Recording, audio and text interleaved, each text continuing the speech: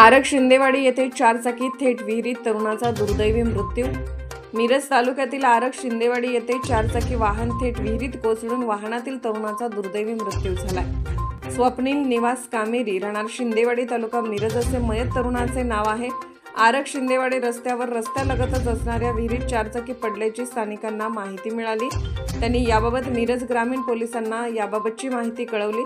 स्थानिकांनी बचाव कार्याला सुरुवात केली, परंतु विहिरीलगत झाडे झुडपे असल्याने मोठ्या अडचणी निर्माण झाल्या। तर यासाठी क्रेन आणि सांगलीच्या स्पेशल रेस्क्यू फोर्सच्या आपत्कालीन पथकाला पाचारण करण्यात आले।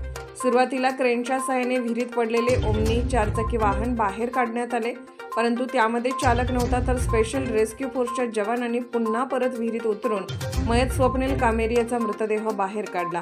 मिरज ग्रामीण पोलिसांनी घटनास्थळाचा पंचनामा करून सदरचा मृतदेह मिरजेच्या शासकीय रुग्णालयात शवविच्छेदन करण्यासाठी पाठवण्यात आला।